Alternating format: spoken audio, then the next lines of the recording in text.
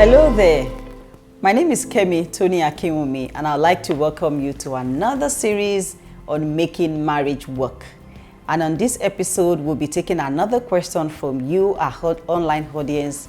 And I have with me Mr. Kunle Emmanuel Adebayo. He will help me read the questions and we can give some answers to you today. Yes. You're welcome, sir. Yes, as always. Yes. Yes, that's good. So, today's question is kind of interesting.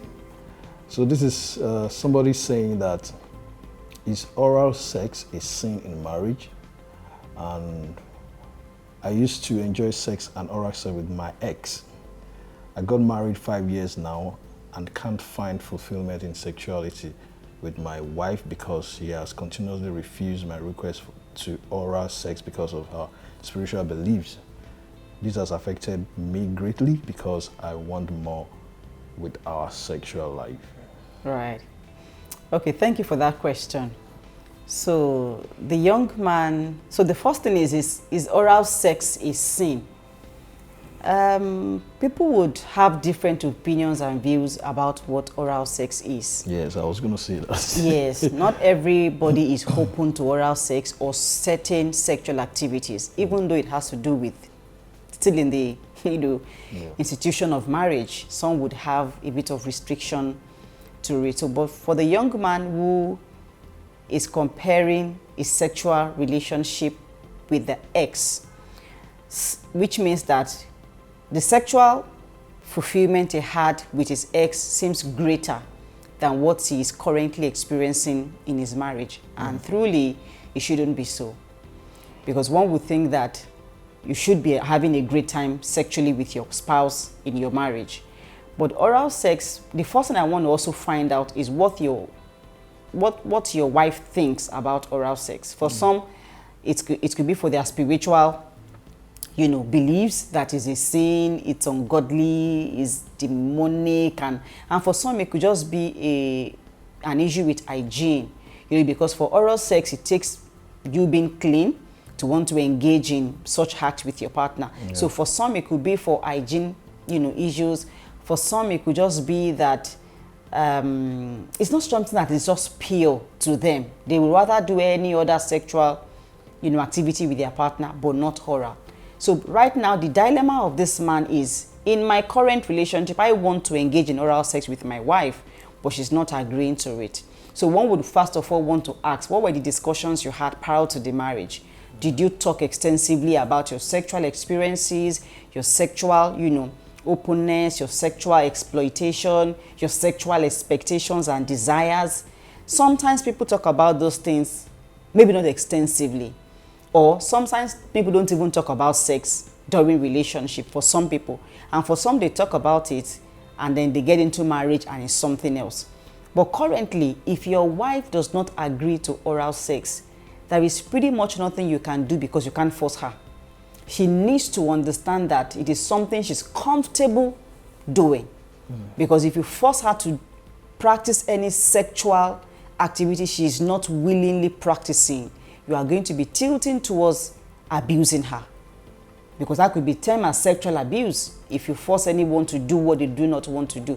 So you want to have that conversation really with your wife. What exactly are her fears or concerns or worry, or why is she declining on your need for sexual, for oral sex? So the excuse she gives from the question, I believe, is for religious practices. Beliefs. Yeah. So maybe we have had, some clergy who would say that to do certain type of sex with your partner is ungodly, is sinful. And that is not right. No human being has the legitimate right to dictate what happens in the bedroom of a couple. Nobody. The people in the marriage are the only one who can decide the kind of sexual experience they want to have.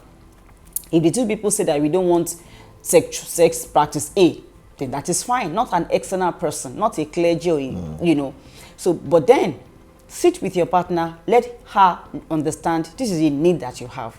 But if she's not agreeing to it now, does she still agree to some other sexual practices with you?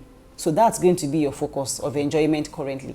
Okay. Until maybe as you tell her, as you lovingly remind her, as you occasionally bring it up, as you listen to her, as you also fulfill her own sexual desires. Maybe along the line, or even get her to read certain books, you know, watch certain movies. Maybe that could get her to open up to you and then want to practice that. But if she's not, remember, you can't force her and you don't want to abuse her. So enjoy whatever sexual activity is happening now. And that's also one of the problems with we having, you know, carryovers from our past relationships, because the comparison you keep doing up in your head could also make you begin to see that your wife is not delivering enough sexual fulfillment to you. It could actually be a lie, because no matter how good oral sex is, you can't have a baby from oral sex. You still have to, you know, get involved with the normal sexual practice with your partner. So focus on what she's doing, appreciate that. Let us see that, you know, she's not being compared, because we don't even know, maybe in your words, in your, you know, physiology, and in a lot of your expressions, you're already comparing your wife with your ex, and that would even pull her, you know, further away from wanting to grant that request of yours. So I think enjoy what she's doing now, appreciate her, take time off on that demand, focus on nurturing, loving, and, you know, satisfying her too. And then once in a while, lovingly, nicely, jokingly, just bring it up. Let's explore, let's practice other things. Can we try something new? And you never know, because in counseling, we have seen that a couple who said no to a certain sexual activity in second year in marriage, maybe the one even demanding for it in the third year. It depends on what happens in between, and particularly our attitude at that time. So it's not time to compare her, shut her down, abuse her, or abandon her because she's not granting one aspect of your sexual desires. There are other things she does. Appreciate those ones and focus on it, and don't become an abuser by enforcing your, you know, your sexual expectations. It's amazing. Just something just comes into my head as you're talking about that, how the man will have to, you know, let her understand, talk her through. Right. I mean, it's becoming like a job. Making marriage work is a job, actually. It's a job, really. Yeah, making marriage work, but it's work in making it work. Oh, wow. So you have to be intentional about it. If you really want your marriage to work, there has to be dialogue, there has to be open communication, there has to be transparency, there has to be continuous, you know, talking, expressing yourself until the next, because you can't force that person to get on board with you and do what is outside their will. No, that's no longer love. That's no longer love. You need to bring her to that point of acceptance, and then let her do it willingly. And that's even when you can be happy and really enjoy the satisfaction you are looking for, getting it from someone who is doing it with you, your wife, and then she's giving it willingly and lovingly. Right. That's awesome. I think it's worth it. Right. Right. Thank you very much. You're welcome. Thank you too for being with me. You're right. Good. All right. The African community will change by impacting the African family one at a time. Thank you. Thank you.